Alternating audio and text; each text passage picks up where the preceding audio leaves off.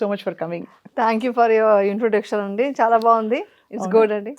నిజంగానే చేశాను ఒక 10 minutes అండ్ నిజంగా చెప్తున్నాను, ఇదేదో మన ఇంటర్వ్యూ కాంటెక్స్ట్ లో కాదండి. ఓకే, 10 నిమిషాలు జస్ట్ కాదండి, కాదు మామూలుగా యమునా పిలవచ్చు స్వప్న, అలా మాట్లాడితే అలాగే కొంచెం మాట్లాడితే దగ్గర అవుతాము. అబ్సల్యూట్లీ నాకు ఆ లిబర్టీ ఇచ్చినందుకు thank you Yamuna. Seriously 10 minutes quiet గా కూర్చున్నందుకు అస్సలు మొత్తం డైమెన్షన్ షిఫ్ట్ అయినట్టు అనిపించింది. అంతకుముందు చాలా అలజడిగా ఉన్నాను. ఏమిటి కనెక్షన్ అసలు అర్థం కానిది. 10 నిమిషాల్లో మనం కామ్ డౌన్ అవ్వడం ఏంటి? మీకు ఇంకా చాలా ఎక్స్పీరియన్సెస్ అయి ఉంటాయి. చాలా చాలా. So tell us your journey with this meditation and ధ్యానం అండ్ ఎవ్రీథింగ్. మెడిటేషన్ అనేది ఏంటంటే ఫస్ట్ పాయింట్ ఇప్పుడు చెప్పాను కదా, ఆ మౌనంగా కూర్చున్నప్పుడే మనలో మనం ట్రావెల్ చేయడం ఉంది కదా, చాలా అంటే మన థాట్స్ ఎలా వెళ్తున్నాయని చూస్తే మనకి నవ్వు వస్తుంది ఒక్కోసారి. ఎవ్రీ సెకండ్ మనకు ఏదో తప్పు, అయ్యో అదేంటి అది పడిపోతుందేమో, అయ్యో వర్షం వస్తే ఇప్పుడు ఏంటి, అయ్యో ట్రాఫిక్ ఉంది అంటే నెగిటివ్ అనేది ఫస్ట్ వస్తుంది. అవంతా మనం అబ్జర్వ్ చేస్తూ పోతే మెడిటేషన్లో ఓ ఇవంతా మనం తీసేసేయాలి, ఇవంతా కాదు అనేసి మన యూనివర్స్తో కనెక్ట్ అవ్వడం అనేది ఉంది కదా, అది చాలా ఈజీగా ఒక వే దొరుకుతుంది అనమాట. అంటే టోటల్గా మన చుట్టూ ఏంటంటే పాజిటివ్ ఎంత ఉందో నెగిటివ్ ఉంటుంది. మనం ఎలా ట్రావెల్ చేస్తున్నాం, మనం ఎటు వెళ్తున్నాం అనేది మనకు మెడిటేషన్లో తెలుస్తుంది. రైట్. అది. సో మనం పాజిటివ్ నెగిటివ్ అని మీరు కూడా చాలా సార్లు అని నేను విన్నాను మన కాన్వర్సేషన్స్ లో. అసలు how do you define what is positive, what is negative అన్నది? ఒక విషయాన్ని ఒక సిచ్యుయేషన్ వచ్చి బయట జరిగింది కదా, దాన్ని ఎలా తీసుకుంటాం అనేది. అంటే నాకు దాన్ని నెగిటివ్గా తీసుకుంటే అదేంటి ఇలా అయిపోయింది, నాకు ఇన్ని ప్రాబ్లమ్స్ వచ్చాయి అని అనుకోవడం ఒకటి, ఈ ప్రాబ్లం నుంచి ఒక మంచి అవకాశం వచ్చింది, ఒక ఎక్స్పీరియన్స్ వచ్చింది అని అనుకోవడం పాజిటివిటీ అనమాట. ఒక నెగిటివ్ విషయం జరిగినప్పుడు కూడా ఆ నెగిటివ్లో కూడా అరే ఇది జరగడం వల్ల నాకు ఈ ఒక ఎక్స్పీరియన్స్ నేను తెలుసుకున్నాను, అంటే ఇలా చేయకూడదు నెక్స్ట్ టైం అని తెలుసుకున్నాను అనుకోవడం పాజిటివిటీ. ఇలా పాజిటివ్గా ఆలోచించాలి నెగిటివ్లో కూడా. సో మీ ఎక్స్పీరియన్స్ లో మనకి మామూలుగా మనలో రెండు ఉంటాయి సమపాళ్లలో, అవి మనం పాజిటివ్ పెంచుకుంటూ పోతే ఇది చిన్నదైపోతుంది, పెద్ద గీత చిన్న గీత లాగే కదా. సో ఈ పాజిటివ్ పెంచుకుంటూ పోయి దీని గురించి అసలు మాట్లాడకపోవడం బెటరా, లేకపోతే ఇది వచ్చినప్పుడు దీన్ని ఎలా పాజిటివ్ తో ఎదుర్కోవాలని దాన్ని డైరెక్ట్ గా డీల్ చేయడం బెటరా? ఫర్ ఎగ్జాంపుల్ బయట వాళ్ళు చాలా మంది మాట్లాడతారు, ఆఫీస్ లో మా ప్రవీణ్ వచ్చి ఏదో నన్ను ఒక మాట అనేసారు, నేను కొంచెం బాధపడ్డాను, దాని నుంచి పాజిటివ్ నెగిటివ్ అనే ఇది వస్తుంది కదా comparison. How do you deal with situations యాక్చువల్గా? అప్పుడు మీరు ఆలోచించాల్సింది ఏంటంటే మీరు వాళ్ళని హీల్ చేయాలి. అంటే అతను ఒక మాట మిమ్మల్ని అన్నారంటే ఆ రియాక్షన్ వచ్చి మీ మీద అయి ఉండకపోవచ్చు, ఆ సిచ్యువేషన్ ఇంకేదో ఉండొచ్చు, ఇంకేదో తను ఫేస్ చేస్తుండొచ్చు, ఆ టైంలో మిమ్మల్ని చూడగానే లో ఫ్రీక్వెన్సీతో మిమ్మల్ని అనుండొచ్చు. సో మీరు అప్పుడు ఓకే క్షమించాడు, ఫస్ట్ వచ్చి ప్రవీణ్ ఏదో తెలియకుండా మాట్లాడాడు, మళ్ళీ ఎక్స్ప్లెయిన్ చేద్దామను ఏదో ఒక స్మైల్ ఇచ్చారనుకోండి, ఆటోమేటిక్గా ఇది జరిగింది. నాకు మొన్న ఒక షూటింగ్లో జరిగింది ఎగ్జాంపుల్, అదే ఎగ్జాంపుల్ చెప్తాను. ఏంటంటే షూటింగ్లో ఒక షాట్ అనేది ఇప్పుడు మనకు కొంచెం ఎక్స్పీరియన్స్ ఉంటుంది కదా, డైరెక్టర్ కాకుండా వేరే అతనికి ఒక షాట్ తీయమని ఇచ్చారు, అంటే అతనికి ఇంకా ఎక్స్పీరియన్స్ లేదు. అప్పుడు ఇది కొంచెం రాంగ్ షాట్ అవుతుంది, అంటే నేను ఎమోషన్గా మాట్లాడుతున్నాను, ఇద్దరు కొడుకులు కొట్టుకుంటున్నారు. నేనేమనంటే వాళ్ళు కొట్టుకోవడం ఆపేసిన తర్వాత నాకు ఎమోషన్ వస్తుంది, కానీ కొట్టుకుంటున్నప్పుడు నాకు ఎమోషన్ ఎలా వస్తుంది, ఆపడానికి ఒకటి చంపేస్తున్నారంటే పొడి చేస్తుంటే ఆపుదాము, ఆపిన తర్వాత డైలాగ్ వస్తుంది అని చెప్పాను. లేదు ఇది ఇలాగే ఉంది, స్క్రిప్ట్లో ఇలా ఉంది అంటే స్క్రిప్ట్లో ఉండొచ్చు, బట్ నువ్వు కొంచెం క్రియేటివిటీగా ఆలోచించు అని చెప్పాను. చెప్తే అది వినలేదు. నేను 2 రకాల షాట్లు వేసాను, ఈ రకమో చేశాను, ఆ రకం నేను చెప్పినట్టుగాను ఇది చేశాను. చేసేసి నువ్వు చూడు అంటే తనకు రియలైజ్ అయ్యాడు, అంటే ప్రాక్టికల్గా చేస్తున్నప్పుడు ఇది కరెక్ట్ షాట్ కాదని అర్థమైంది. సో అని అనుకున్నాక ఇట్స్ ఓకే బాయ్ అని చెప్పేసి వచ్చేసాను. నేను ఇమ్మీడియట్గా అతనికి ఏమనుకున్నానంటే ఓకే పెద్ద డైరెక్టర్సే ఒకసారి మిస్టేక్ అవుతుంది, అతను తెలియకుండా అతని నాలెడ్జ్లో కొంచెం మిస్టేక్ అయింది, ఇట్స్ ఓకే అని నేను ఇమ్మీడియట్గా అతన్ని క్షమించేసి ఇంకా ఒక గ్రాటిట్యూడ్తో వచ్చేసాను అనమాట.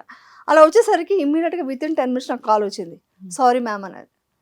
అంటే వాళ్ళ మిస్టేక్స్ని కూడా వాళ్ళు కరెక్ట్ చేసుకోవడానికి మనం అవకాశం ఇవ్వాలి, వాళ్ళని హీల్ చేయగలగాలి.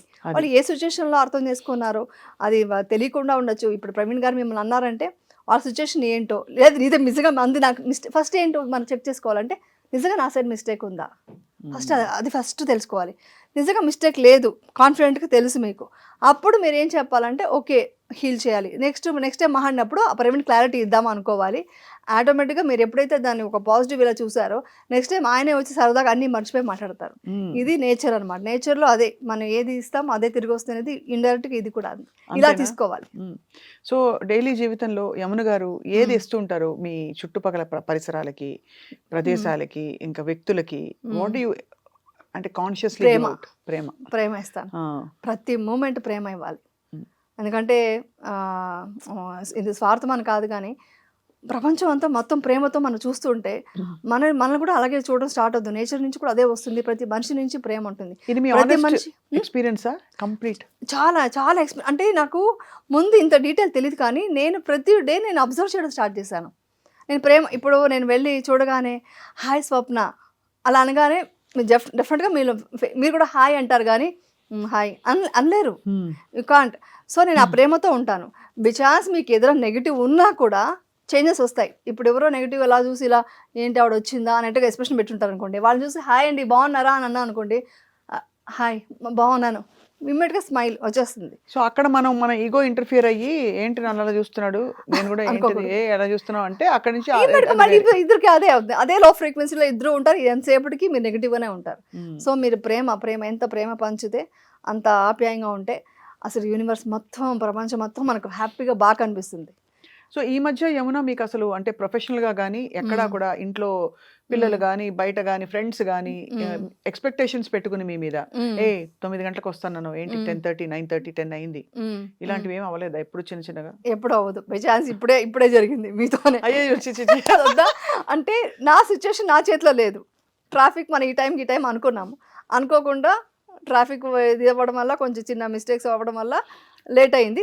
దానికి నేను ఇమ్మీడియట్గా ఫస్ట్ వచ్చి నేను అక్కడే ఇచ్చేసాను. స్వప్న నేను వెయిటింగ్లో ఉంటారు, please forgive me, please sorry నాకు లేట్ అవుతుంది అని నేను ఇది అప్పుడే ఇచ్చేసాను. సో అక్కడే ఇచ్చేసా, కానీ మీకు అది ఆ వైబ్స్ ఉంది కదా, మీ నిజంగా ఇదంతా రియల్గా నేచర్లో ఉంది. అప్పుడే నేను అది ఇచ్చాను. ఏంటంట వెయిట్ చేయని ఈ వర్డ్ రాకూడదు, అది నెగిటివ్. అది కాకుండా అబ్బా మనం ఈ టైం కంటే టైంకి వెళ్ళాలి, లేట్ అయింది, దేనివల్ల అయింది, సిచ్యువేషన్ నా చేతిలో లేదు. సో ఆ సిచ్యువేషన్ని కూడా ఇది చెప్పుకుంటూ నేను అప్పుడే మీకు చెప్పేసుకున్నాను మనసులో. ఇలాంటివి జరుగుతుంటాయి. సో నాకు అన్ని చోట్ల అంతే. మా ఇంట్లో కూడా ఎక్స్పెక్టేషన్స్ ఏమైనా ఉన్నప్పుడు ఇలా జరిగినప్పుడు మ్యాక్సిమం జరగదు, మ్యాక్సిమం నేను చాలా డిసిప్లిన్గా మెయింటైన్ చేస్తాను. ఎప్పుడైనా జరిగినప్పుడు దానికి ఆటోమేటిక్ ఇచ్చేస్తాను. సో సూక్ష్మంగా స్టెప్ బై స్టెప్ చూస్తే మీకు లేట్ అవుతుందని మీరు అర్థం చేసుకున్నారు.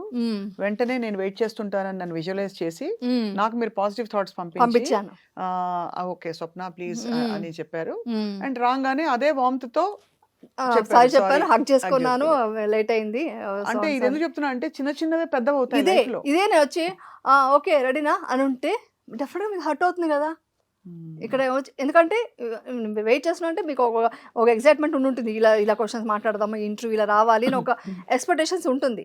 దానికి రివర్స్ జరిగినప్పుడు ఆటోమేటిక్గా వస్తుంది రియాక్షన్స్. ఆ రియాక్షన్ని మనం కంట్రోల్ చేసుకుంటూ మనం ముందుకు వెళ్ళి మాట్లాడగలిగితే డెఫినెట్గా ఈగోలో లేకుండా ఉంటే, యాటిట్యూడ్ అదే డిసిప్లిన్గా ఉంటే మనం చాలా బాగుంటుంది, ఈ రిలేషన్షిప్లో బాగుంటుంది. చాలా